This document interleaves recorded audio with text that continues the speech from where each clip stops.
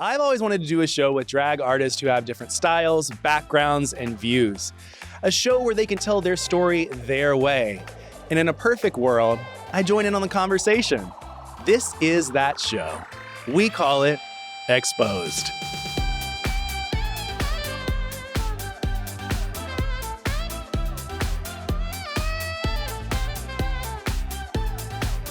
Well, today's guest is the pure definition of an icon. You may know her from RuPaul's Drag Race Season 3, her Whine and Complain, or maybe you're still blinded by her laser runway from All-Star 7. It's Raja. Yay. How are you doing? I'm so good. I'm so happy to be here. It's a beautiful day in Southern California, isn't it? It is. It's very, very hot, too. Yeah, finally hot, finally sunny. Yeah, not the June gloom.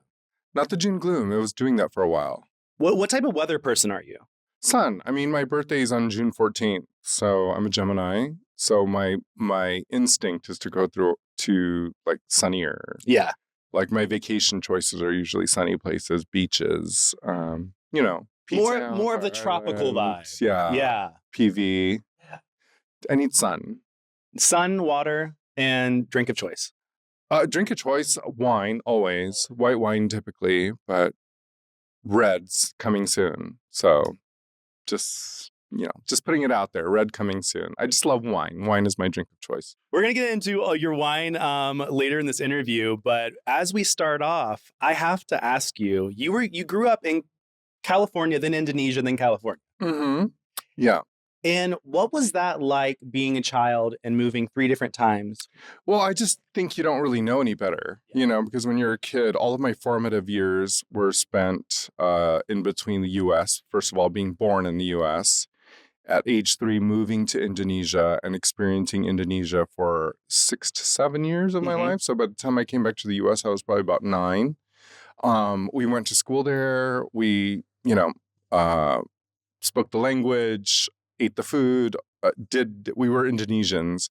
In fact, at home, my mother insisted that we only speak to her in English because we had become so Indonesian that we would forget to use English as our language, which is our first language. So, but yeah, we lived in Indonesia, but mostly my life has been here in Southern California. Mm-hmm. So when did you kind of come to the realization that you're not on the straight end of the spectrum? Oh, gosh, that's complicated. Straight end of the spectrum. I probably realized it when I was like really young. I can remember as far back as being like age 3.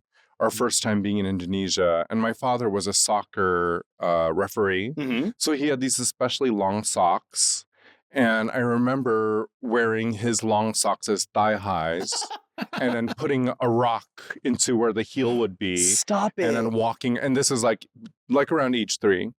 So my first awareness of femininity was probably then, but queerness, sexuality, came in a few years later, But for most of my life, I think I realized or just acted in a feminine way and enjoyed feminine things, but maybe didn't realize I was like into boys until I was around 6 or 7, because I was definitely flirting. Yeah. And I knew, you just kind of knew. Did you start getting your fashion sense when you were younger too, or when did that come around? I think that came around like junior high. Mm-hmm. I think my mom was dressing me because my mom was a Virgo and very controlling. My father's a pastor. And so she had a definite idea of how I should be dressing. And in junior high is when I really kind of discovered style. Mm-hmm. I think my interest is in style more than fashion. So of course I love fashion. I mean, recently the couture shows have just been happening and I watch those. But just dressing yourself and presenting yourself and expressing yourself through clothing has definitely been a big part of my life since youth. So I started that pretty young. My mom taught me about thrift shopping when we first came back to the States. So that was definitely a part of how I cultivated and started to curate what I wanted to look like, was through a very inexpensive way of using thrift shops. Is that kind of like how you started actually like designing and creating, or how did that come to be? I think so. Yeah, my mom, when we first came back to the States, took me to a thrift shop. This was probably 1984. When we came back. And I love the treasure hunt part of it. Mm-hmm. And I love that everything was so inexpensive. And I love that there was so many things available. And so that really encouraged me to kind of play with these inexpensive things and get to kind of destroy, disrupt, recreate, and just kind of play with cheap things. At the time you could buy an entire suit for 10 cents. Mm-hmm. So I was able to just kind of play with clothing and use that as a huge part of my expression. Yeah. I want to know when you started expressing yourself in nightlife in California, because I just find it so interesting that it was a time like you can't even fathom a time before Drag Race. And we've had Drag Race since 2009, Mm-hmm. whereas you were in drag Race before has been then. around since 2009. Mm-hmm. Wow. Yeah. Yeah, I'm not paying attention, I guess. That's a long time. 14, 15 years. So Yeah. then before then, there was a whole other scene that was Mhm. completely different than what it is now. Mm-hmm. What was that like growing up in a totally different scene? Well, I think immediately before Drag Race, there was a drag scene here. RuPaul was a part of it because Drag Race hadn't existed yet. Mhm. So Ru, I believe, was going through a time in his life where he was just sort of figuring things out. He had just, like left the concept of being supermodel of the world, and then so he had these few years where he was figuring things out, and that's when I met RuPaul at Peanuts 7969 nightclub. So drag was still subversive, and it was a scene that was like there weren't as many drag shows. The drag brunch did not even exist. Mhm. So drag queens were still kind of like, if you saw them at a club, they were either just there on their own, perhaps performing, or maybe even go-go dancing as just the kind of like splash of color, and drag queens were not the focus. Drag queens were not the attention. But even before that, I grew up here in Southern California where we sort of mimicked a lot of the things that were happening in New York City in the early 90s. We had our own club kid scene. We had clubs that existed that are no longer, that have been torn down. But it was definitely a scene, and it looked very much like what it was happening in like Party Monster. Mhm. But my group that I hung around with were like the Brown children. So we were like east of Highland. Okay. So all the clubs and things that we did were east of Highland. Anything beyond that, west, was like for the white girls. So I hung out with all the cholas, all the queer cholos, black children. Like we were all brown people. And when you saw a white girl or a white person in the crowd, they were the anomaly. So my history with drag in Los Angeles is really quite extensive. It should be a book one day, and perhaps if my ADHD just calms down one day or I medicate myself for it, I'll write a book. I think you should. I think I should. That's just such a pivotal time, and it's so different. Many different stories. It was. And I don't think people really talk about it enough. I think people always focus a lot of the stuff that, the earlier parts of queerness as being a New York City and an East Coast thing, when there was a lot of stuff going on here in the West Coast, and I was lucky enough to be born in a time where I could experience some of it. And your original drag name wasn't Raja, right? No, not really. I experimented with a few. Sister Dominion, I think, was one. Crayola was one that I really kind of stuck to for a month. We were club kids, so we wanted clever names that was like colorful and funny, and so Crayola was one. That one didn't last very long. But then Raja came at the time when Aladdin, the film, came out. Okay. And a friend of mine worked at Disneyland, and she was telling me about Aladdin, and she said that there was a tiger in the film that was named Raja, and if she ever had a daughter, she would name her daughter Raja. And so that's kind of, and we were driving in a car in my town in La Puente, and we were just talking. I was in the passenger seat, and she was telling me about this. And I'm like, oh my God, that's my name, Raja, because in Indonesian, Raja means king. Mm-hmm. And I love that kind of play on gender, not a queen, but actually a king. So you stole her baby name.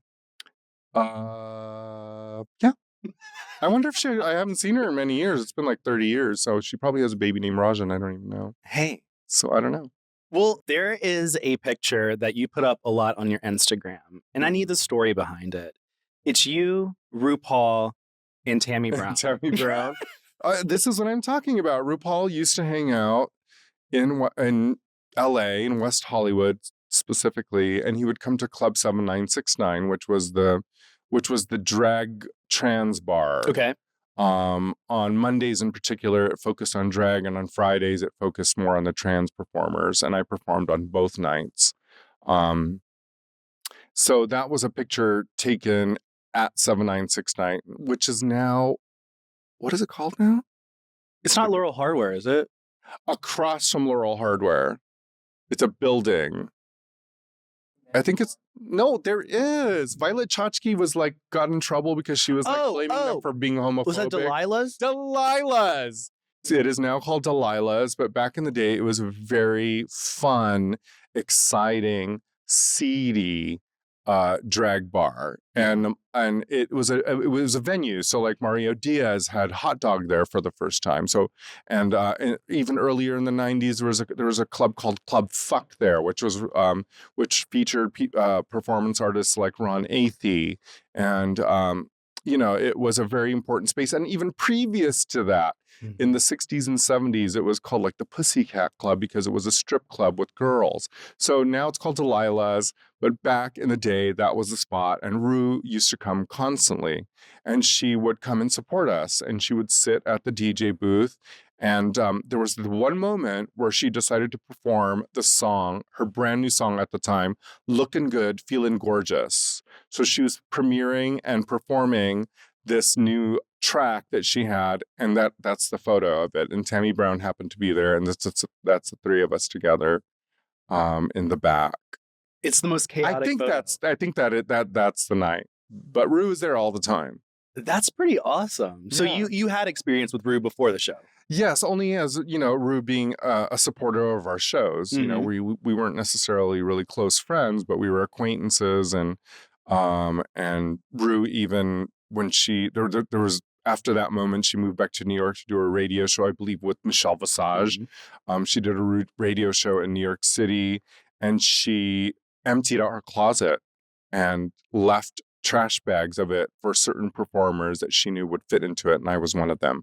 It was myself, Jasmine, who's a huge inspiration to all of us here in SoCal, Kiwi, who now passed away, and others. But we each got our own trash bag of Rue's old Lycra David Dalrymple. That's so crazy. Yeah. I still have some. I have some things that belong to RuPaul, including the dress that she wore in GQ magazine in the 90s, her robe that she wore in the Supermodel video. I have those things, and they are very, very, very precious to me. Have you ever done a photo shoot or anything with them? No.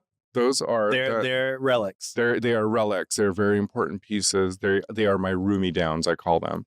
And a few of us here in Southern California, Queens, do own some roomie downs. See, and that's another chapter for the book. Another chapter for the book. It really is iconic, just hearing the history of everything. Well, I mean, that photo of me being with RuPaul pre-Drag Race is pretty controversial to some, to fans who don't even understand what was happening at that time. But Rue was a friend, an acquaintance, somebody who really loved us and trusted us and supported us. And, I was probably chosen to be, Mm-hmm. I was chosen to be on the show. And only because I think that at that time in season 3, they really wanted to kind of change things up and add something that was different. And I provided that, perhaps. Did you watch the first 2 seasons before you were on season 3? I did. I was living in New York at the time. So yeah, 2000s, 2000. Yep, I was living. Well, this is how I know. I was at the Stonewall and Duplex one night and ran into Rebecca Glasscock in the street and lost my mind. So, I've been watching. Yeah, I'm a fan. Rebecca I'm a fan. Glasscock. Yeah. Oh, She was such a star to me because I was like, oh my God, you were on the show. everybody wants her to come back for an All Stars one day. I think so. I think Rebecca Glasscock's like one of the most beautiful queens that was ever on Drag Race. In and out of drag.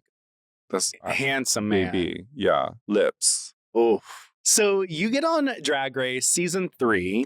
Mm-hmm. How did that come to be? Did you get a phone call? Was the phone call like, oh, Yes. we need you, we want you? Yes. Yeah, it was a phone call. At the time, my focus in my life was on being a makeup artist. As most people know, I was working for America's Next Top Model. And America's Next Top Model had actually just ended for me. And I had to move back to LA. And I started working very closely with Adam Lambert while he was doing his thing after just being on American Idol. We had just done a shoot at Griffith Park for a song called If I Had You, which was part of his first album. And we shot a night scene in Griffith Park, and it was like a rave scene, and everyone was like partying and doing stuff in the forest, essentially. So night shoot started at 5 p.m. and I got home the next day at about 7:30 a.m. Finally fell asleep at about 8 a.m., which is when I received a phone call from Matthew. And Matthew says to me, honey, where have you been? We've been trying to call you for all day. Like, where have you been? How come you haven't answered? This is flip phone time. No text, right? So I was like, I'm sorry, I was on a night shoot. He's like, well, somebody wants to talk to you. The next person who gets on the phone is RuPaul. And RuPaul says, hi, honey. How you doing? And I was like, oh, I just finished a night shoot. Yeah. Oh, great. So listen, I have a question for you. Are you interested in doing the show? I was like, what show?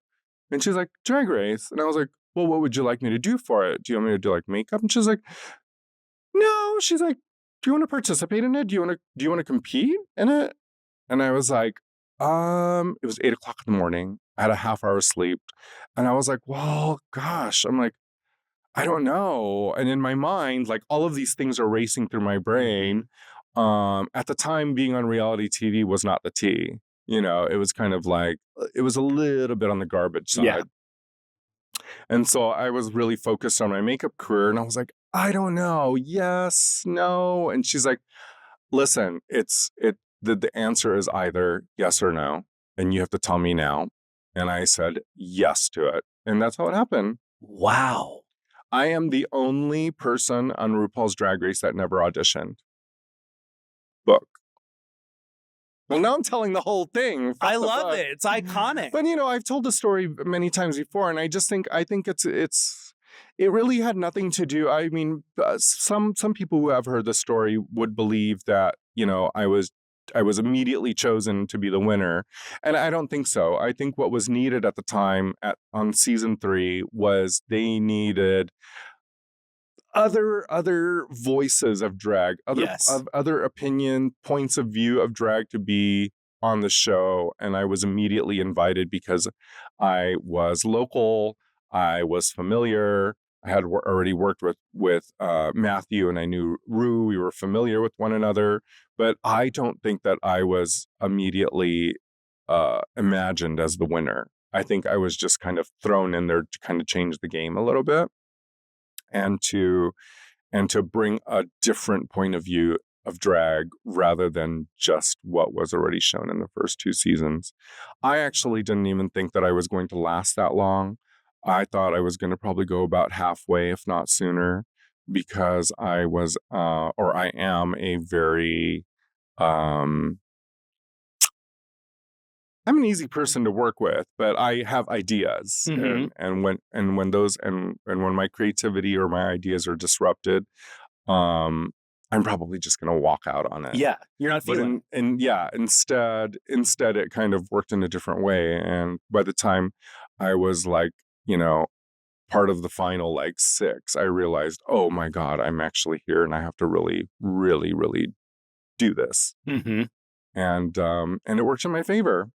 And you had a lot of moments in Untucked that I thought were hilarious. I was laughing. I recently rewatched season 3 with all the Untucks in it, and I was like, you girls were not afraid to speak your mind. No, we weren't. We weren't. Also, I'm not trying to blame it on the edit, but the edit has a lot to do with what those old Untucks look like, because they actually coached us on a lot of things. So for instance, they would go, there was, two or three cameras, one director, and they would say, okay, so after we'd done our conversation, they'd be like, okay, now I need all of you to look like someone just walked into the room and farted.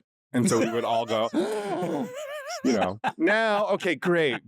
Now we need you to act like you've run out of your cocktail. So just shake your glass and give us a pissy face. And we'd all, tinkle our glass and look at it. So there was things that they had us that were edited in, and I actually loved it. I think that it actually added a lot of humor to it, and a lot of it just made Untucked so much more interesting. Yes, and I also think that you guys being in these very small offices, it literally was like an office that they transformed into the Interior Illusions Lounge. But being in such a small confined space, I think made it a moment too, because now they're just in the workroom. They're used to the workroom. Right. And there's not really any drama. Right. The Interior Illusions Lounge was also fully equipped with alcohol because Absolute Vodka was our sponsor at the time. Mm-hmm. So as part of the background decor, they actually had real bottles of Absolute Vodka that were styled behind us. And I'm not going to say it's a Heather thing, but it was definitely a Heather thing, because Carmen Carrera would, when the cameras weren't looking, she would take one of the bottles and hide it under one of the Interior Illusion sofas. And then the next morning, we would go in and have our sound packs put on in the Interior Illusions Lounge. Uh-huh. So we would have our breakfast in the Interior Illusions Lounge. Carmen would reach under the sofa, then put it into my backpack, and it would end up in one of our suitcases, usually mine. So we stole Absolute Vodka, actual vodka, from the Interior Illusion set. Well, you probably needed it. We did, yeah. That was a stressful time. Yeah, and we would just kind of put it in our soda cans and just pretend and just get drunk. BTS. And you were the last season to do a recorded finale, right? Right. So your reaction was real. That was a real reaction, which I'm kind of like, God, I wish I could have faked a reaction, because I was like, my whole face is because I was so excited. And and then Perez Hilton came. Actually, there's RuPaul just came out with a book, and the shade of it all. And I just read all of what I'm repeating to you now is actually in the book. Maybe not the part about RuPaul calling me herself, but yeah. It was definitely, wait, what were we talking about? I'm stoned. We were talking about your when and how it was recorded. Oh, yeah. How it was recorded. Yeah. So what happened was, Perez Hilton, which this is how fucking long ago it was. Yeah. Perez Hilton was still a thing. And when he was drawing the little stuff on people's pictures. And Perez Hilton had announced that I won RuPaul's Drag Race through a leak even before, I believe, the cast was announced. So, it kind of put a trajectory on me. Mm-hmm. People started to pay attention to me, but it didn't really work in the production's favor. And since that moment, Sharon Needles was the first one to have a live audience, mm-hmm. and to have to fake the win. Yeah, and you had the privilege of knowing that you won, whereas girls now have to wait a year. They do. I really sat on a secret for a whole year. I didn't even tell my family. Wow. I really kind of kept it a secret because it was sacred to me. It was mm-hmm. Oh my God, I did something. I won something. I did really good. And actually, you know what? I think I told Adam Lambert, because I went back to work after this, because I had to leave work with him, mm-hmm. to film Drag Race. I had to say, hey, they called me. I have to be on Drag Race. So I have to leave you for a month and a half if I'm there for the entire time. So when I came back to work with him, I think while I was doing his makeup, I told him. I think I was like, yeah, girl, I fucking won that shit. And then he told Perez Hilton. I No. You had about a 10-year stint between between season 3 and All Star 7. Mm-hmm. Was there a point that you decided that you wanted to do it? Because I feel like you win.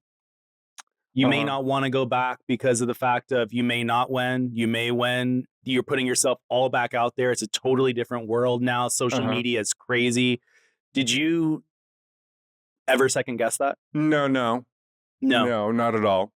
No, as it was all happening kind of towards the end of COVID. Mm-hmm. So I had spent a lot of time at home doing what I do, which is I honestly I sit and create and I make things all the time, outfits. Mm-hmm. And so I had made 4 or 5 outfits just for fun, just waiting for this pandemic to end and one day be in a club to perform in one of these outfits. And then when the call came, I was like, absolutely.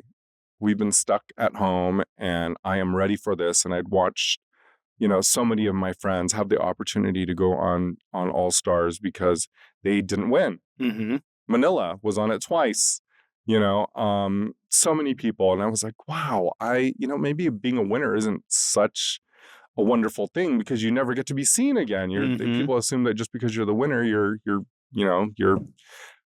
doing whatever you're doing. But the invitation to come back was definitely exciting for me. I was like, okay, y'all want, yeah, I'm ready. Let's do this. I've sewn outfits for the last few months. Let's get some more outfits ready. I was ready for it. It was like going to war. Not going to war. No, it wasn't war. It was really more about here's my chance to get to present myself to a demographic of people who had never even seen season 3. Mm-hmm. And some of them are quite young and their first experience with Drag Race started in season 9 or something. So I just took it as an opportunity to be like, hey, I'm here. Let's keep these gigs going. I'm fucking fierce as hell. Yeah. And I'm going to show you what I got. You showed everybody what you got, and your outfits were phenomenal on screen. You really did take a lot of time to show off your fashion and your sense. Did you come into Drag Race being like, I want to be the fashion queen? No, I just wanted to be Raja. Well, I was on All Stars in particular. I was in the same space as Shea Coulee, who I had very much respected in the fashion. Oh my God, wow. I mean, even on the show, she wore Valentino pieces. She had Christopher John Rogers. She had Robert One on there. And,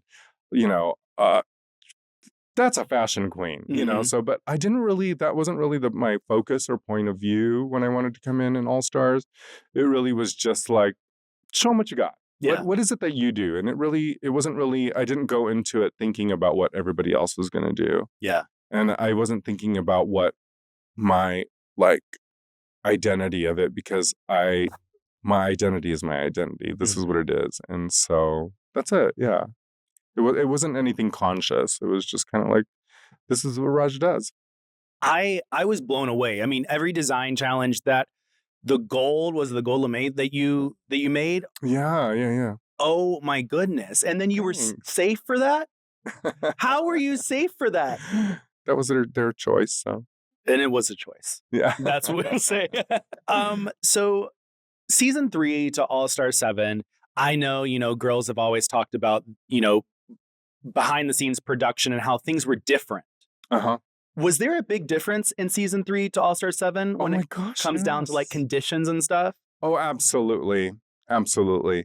First of all, the food 10, 11 years later, definitely an improvement. Season 3 food was absolute garbage. It was actual dog food. In fact, I remember on one of our breaks when the cameras were off, they had presented us with our lunch for the day, and it was a gray mass, a gelatinous gray mass in a styrofoam container, and I refused to eat it, and I threw it across the workroom, and it hit the pink wall, because it was disgusting. Ew. So yeah, they fixed that. They fixed the food part. over the years. What else? They also provided you with an entire like wall of supplies. So if you needed a nail, if you needed nail glue, if you needed stockings, if you needed hairspray, if you needed an eyelash, a glue gun, duct tape, they had an entire area Wow. for you, which did not exist in season 3. You really had to bring your own things, and that was very different. Let's see what else. And they were just kind of generally more organized. Mm-hmm. Um, I I think it was a little more chaotic in season 3, and I think they kind of they had their pattern down. Yeah. By the time I got there the second time. When it comes down to conceptualizing outfits, how does your brain work? Like, are you like when you were given the categories for All Star 7, were you looking at a category and then something just automatically come in your brain? Like, how does that work? I can only explain it as just kind of ADHD, Okay. panic, and like excitement. So it goes together. It's both excitement and panic, and then I go through an entire like mood board that already exists in my head of millions and millions and millions of concepts, and then I start. And I design it, perhaps I illustrate it and draw it out and do a rendering. But what has to happen is an armature has to begin. So I just start and then I just keep going and I keep going. And then it changes. And then it tells me that it doesn't want to go in the way that you think you want it to. Mm-hmm. And it starts to speak to me. And then I keep going and I move with it. And I allow the shapes and the emotion to kind of just happen. And that happens all the time. In my life. So that's just how I create, and I just go with the mood. There's a lot of brain, a lot of ADHD brain. A lot of ADHD. I would love to know from you. You said on Very Delta that Rue went crazy for your laser outfit. She did, yeah. And you also said that there were a lot of moments that didn't make it to camera that you wish would have. That was definitely one of them because I was on Drag Race once, and I've heard Rue's reactions to people's costumes, but never had I ever heard her scream so loud. I mean, like literally screaming my name, like Rasha, what the fuck? Oh my god! They didn't use any of it, and it made me feel really, really good. And a lot of the other girls backstage were like, "Oh my god, Rue's losing her mind." And I'm like, "I know, this is great. This is like, it's making me feel better." And there's the infamous conversation that I had between Michelle Visage and I wish there was a little bit more of that, because I think if people really kind of saw what the tone and the vibe of it, they would understand that it was in a place of just kind of humor and like kind of like Michelle Visage is like, her and I are like, we're a year apart. So, so I feel like I can throw it back at her. Yeah. I'm not coming in there as a newbie. Like I've said, I'm like, I did her makeup for her book. And she's wearing my outfit, the same outfit that I'm wearing on that episode where you see all the queens lined up together after season 7, season 8. Oh, yeah. The outfit that I'm wearing with the rhinestone dog mask, that's the same dress that Michelle Visage is wearing on the cover of her book, her first book. So she can't say nothing to me. You know what I'm saying? I'm like, you're my girl. Like, I have your phone number. You're only a year difference from me. We learned the same shit at the same time. So the back and forth was that. It was more like, it wasn't me being defiant. It wasn't me. Well, it was me being defiant, but in a humorous way. It was very funny. It was lighthearted. There was a lot of laughter that was happening in the room. And, it wasn't anything that was uncomfortable. And I wish more of that would have been shown, because it was really, really, really fun. Like I don't look back at that as a negative experience. In fact, I look back at it as like, oh my God, that was fucking hysterical. Yeah. And I wish they would have showed more of that. So just to clear that part up. That was a very iconic season. You were the queen of She Done Already Done Had Herses. Mm-hmm. How was it, the reception from a totally different audience, from people that are now coming to get to know Raja? Mm-hmm. Oh gosh, I loved every single minute of it, even in the difficult parts. Being on Drag Race, if you don't understand what it's going to be like, if you ever decide to audition for it, there's a lot of like this concept of sensory deprivation, and you are definitely away from your social media, you're away from your family, and I knew that was going to happen. But even with all of those difficulties, I still think it was one of the best decisions I've made in my life. I was excited to do the All Stars. I love being on TV, and I love doing drag on TV, and I love showing off. I'm a Gemini, so we're just kind of like narcissists in that way. But I am excited to have gained more fans. I'm excited to still get to travel the world. Mm-hmm. Not every queen that's ever participated on Drag Race, even winners, have had the opportunities that that I've had, and just kind of getting to see the world and meeting friends and gaining new experiences. All it did for me being on All Stars was it just catapulted me even further.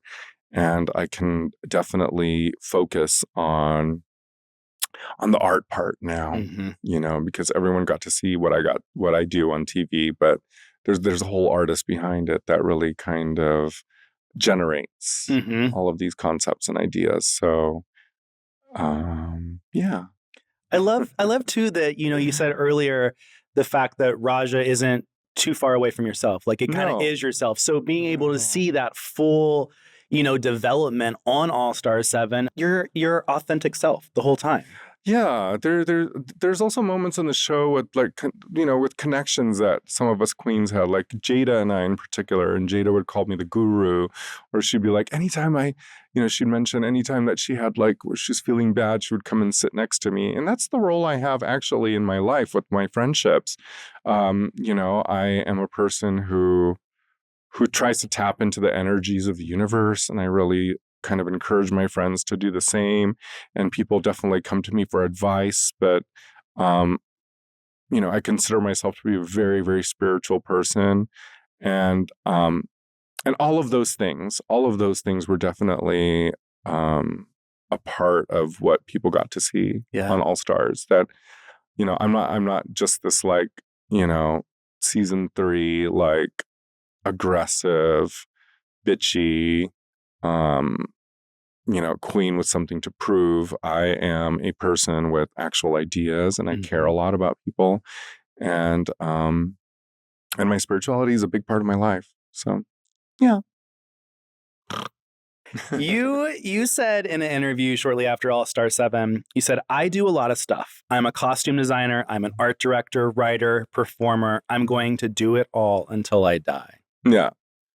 What do you have to say about that? What does that mean? Well, I hope I don't die tomorrow or today. I hope you don't either. I mean, it could happen, but let's not hope for that. No, not at all. But I mean that. I think that certain people, a lot of people are bestowed by the universe with many gifts, and I've spent a lifetime, 49 years now, of exploring all of those things, and I'm not limited to just drag. Yes, I participated on RuPaul's Drag Race twice, and I've been doing drag for at least 30 years of my life, but it doesn't completely define me. Yeah. The definition of me is the creativity that lives within me and bubbles constantly. So whatever this transforms into in the next, however many years I have left on this globe, on this planet, I'm just gonna fucking do it all. Yeah, as you should. And a lot of people don't have one thing that they want to do, and I have all of these things that I want to do, and I don't think that anyone should ever limit themselves just like, well, I do this, and this is all I do. And I'm like, well, maybe there are other things that you can explore, and doing those explorations has been the most exciting part of living for me. So I'm just gonna keep exploring and keep figuring it out. I think it's like so cool because you used your love of wine to come up with Wine and Complain, and it sold out in what, an hour? The first batch did in an hour. Because I think people really understand how much I love wine, and so I do want to put a product out there that reflects my my alcoholism. No, my love for wine. So that has been a very, very fun project. We're gonna continue with that and explore other parts of it. I think eventually we're gonna come up with the concept of a to-go wine. Like a canned wine, which I love. I love a canned wine. I love a canned cocktail. But we're just gonna keep exploring it. It's definitely part of my brand now because wine is something that I live with. It's literally running through my blood and veins right now. right now. How did that process all come to be? Like, did you get reached out to by somebody? Did you reach out to somebody? Like, how did it? No, it's a full fantasy I've always had. And then on Drag Race All Stars, there was a conversation that I had because every single episode there was footage of me complaining about not having enough wine or any wine at all. And then while we were getting ready in the mirrors, I had said, when I get out of here, I'm going to start my own wine company, and it's going to be called Wine and Complain because it's my favorite things to do, to drink wine and complain about shit. So it now exists. So as we close all of this out, what is next for you? What do you have coming down the pipeline? Gosh, I'd love come in my pipeline. But, I am not exactly, I don't really have a full answer for you right now. I guess it just remains to be seen. I am in a very, very comfortable place in my life right now. I'm very excited about any new project that comes up. Wine is happening, art is happening, writing is happening. All of these things will take time, and I need to allow myself that time and that peace of mind to create these things and make it happen. So, we'll see. I think there's a lot of stuff. There's a lot of stuff that's going to be happening, things that are going to be changing my trajectory and movement and journey. So I love that answer. It's very vague, but very there. Who knows? It's who knows. Who knows? I could ask you the same thing, and you'd be like, "Okay, you seem like you might have a little bit of a plan of what you want to do 5 years from now." I don't. See, because the way that I look at it is like the moments that are great and that come to you, they come, and it's like you can't technically plan those out. For sure. And anytime when I was 19, 20, and I was in college, I put a piece of paper with like goals that I had for like, I want to achieve this in 5 years. So I put it in my wallet.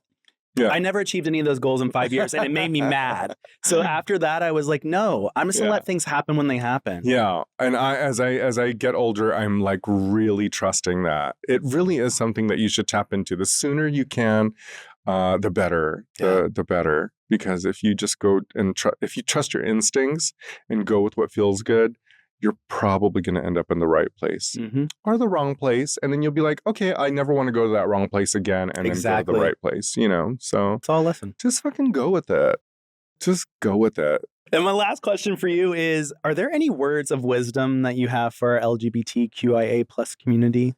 Yes. Don't be passive about this. About any of this, whatever the conversations are having, let's not be lazy in it. Let's not be kind of like, somebody else will take care of it. Be a part of the conversation, be a part of the fight, because what's happening right now in our country, not just in our country, it's happening all over the world, is there's an attack on our community. The entire umbrella. It includes LGBTQIA plus, anything that is woke in concept. There are parts of the world that is against us. They are not the majority, but they are definitely voicing what they have to say, and we have to be able to fight. I'm from the hood. I was a little faggot in the hood, and people threw beer bottles at me on my way home, on my way to walking to school every morning. So I'm just telling you right now, watch your back. If you want to present yourself in a certain way, watch your back, because not everybody in the world is going to agree with it. Just watch your back.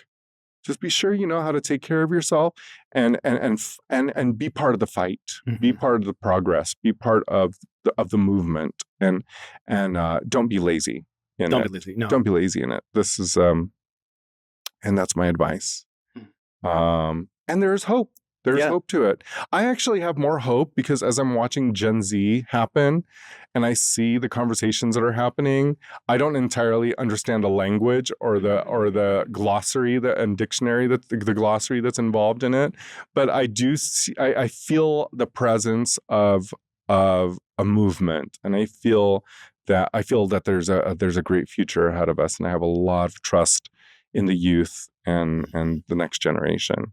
I feel the same way. And I always say too, I'm like, local elections always. Like, I think that was a thing that I didn't necessarily learn until the past probably 3-4 years. It's like they're so important, and you wouldn't think about it. And just seeing the amount of votes, like from a presidential election down to a local election, it's like the difference is so big. It's so big. Vote. Local. Do your shit for your community, and then it goes and it moves itself into the bigger picture and scheme. But let your voice be heard, be seen, and be vigilant. Yeah, because not everybody is on our side. Yeah, a lot of people aren't. A lot of people aren't. Well, thank you so much, Raja, for being here and chatting with me today. Truly enjoy the conversation, and I think you should write a book. I'm telling you. That needs to be on the agenda. It's going to happen. I'm going to work on it for sure, especially after this conversation. Well, until next time, I'm Joseph Shepard. That's the fabulous Raja. Thank you so much for watching Exposed, and we'll see you next time. Bye. Bye.